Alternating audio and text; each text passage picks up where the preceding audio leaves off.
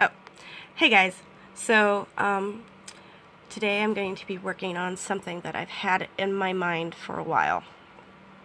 Now, I'm going to talk a little bit about a really interesting fan theory, and I'll get to that in a minute.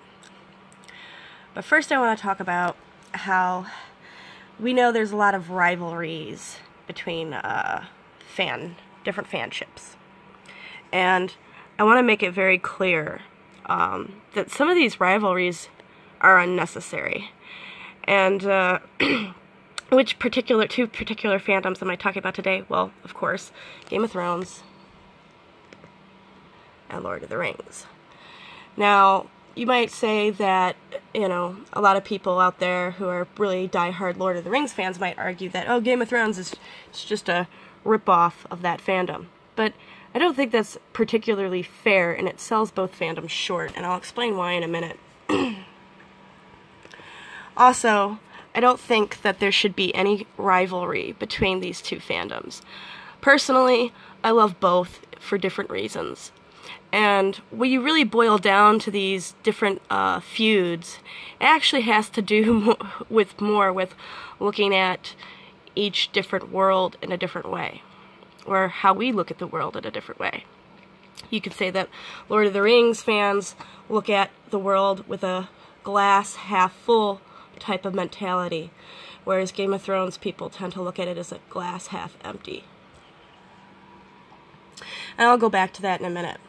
But what I want to explain here is that there's really no cause or reason for such a division between the two fandoms, because what I'm about to explain with this epic fan theory in a minute is that the two are actually connected.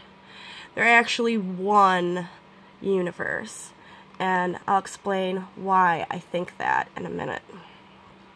I know you're all familiar with the Doom of Valyria, for those of you who are Game of Thrones fans. For those of you who are just Lord of the Rings fans and you don't know what I'm talking about, the Doom of Valyria took place thousands of years ago in a Song of Ice and Fire mythos. And the only thing that is left of the histories of the Doom of Valyria is this cryptic poem. I'll pull that up for you guys here. Here's the cryptic poem.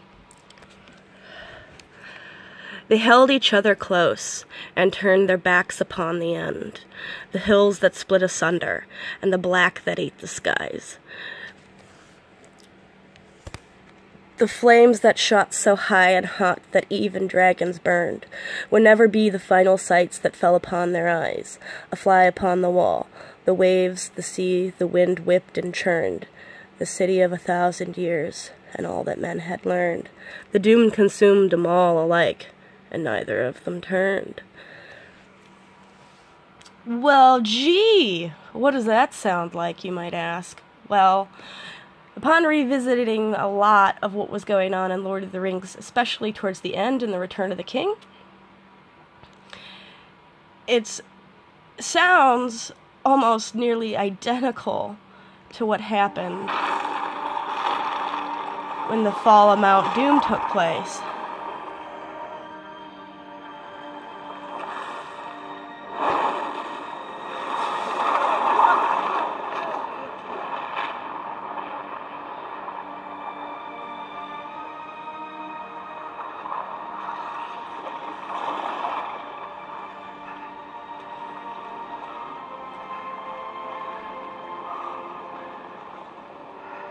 It's gone.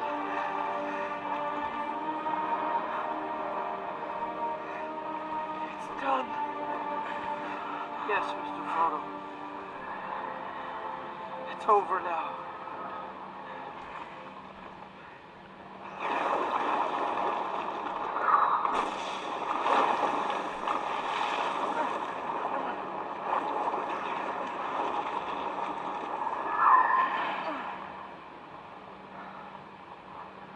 As you can see, no living being could have possibly survived this. And we know that Frodo and Sam did, thanks to Gandalf and magic. I'm sure like the books are quite different, and we all know that. But Can't take his fireworks. look at the doom. Every single thing was destroyed. All the histories, the city, everything. She had ribbons in her hair. And when we go back to that poem,